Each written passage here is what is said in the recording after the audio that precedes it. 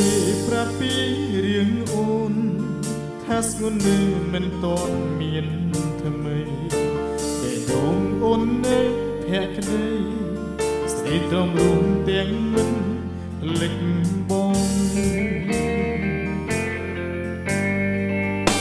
គេថាអូននៅដូចមុននៅទន់ភ្លន់ដូចគ្រាកនឡ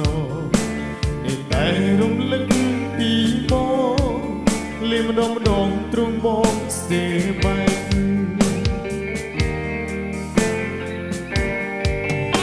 ចង់មើលទីរកអូននឹងអាណិតសងសាចិនបងអើតែយើងចប់យូរណាស់មកក្រោយមិនបានឡើយថ្លៃចង់មើលរកសងសាចិនតែបារម្ភពីសងសាថ្មីលែងពីត្រេកឈឺរីងរៃព្រោះស្គាល់គេតែមកចេះស្មោះ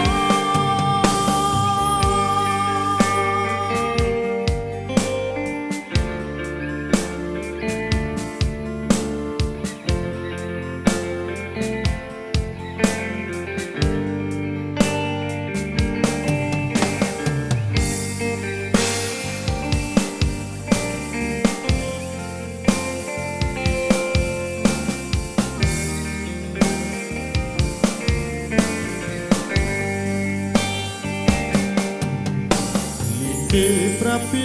រឿងអូថាស្គននៅមិនតន់មានថ្មីបេះដូងអូននៅភក្តីស្រីត្រង់រួមទាំងមិនលិចបងគេថាអូននៅដូចមុននៅទន់ភ្លន់ដូចគ្រាកនឡតែរំលឹកពីបងលីម្ដងម្ដងទ្រង់បងស្ទើរបែក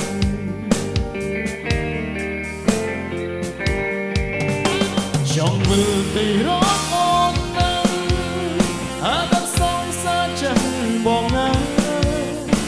តែយើងចប់យូរណាស់មកក្រោយមិនបានឡើយថ្លៃ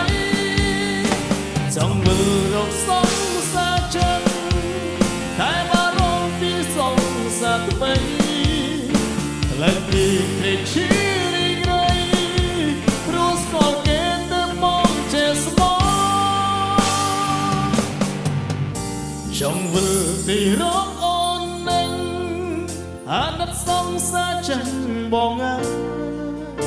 តែយើងចប់យូរណាស់មកក្រោយមិនបានឡើយថ្លៃចង់វិលរកសងសាចិនតែបារម្ភពីសងសាថ្មីលែងពីត្រេកឈឺរីងរៃ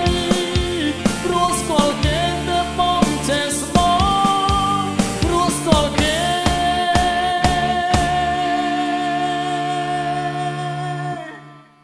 តែ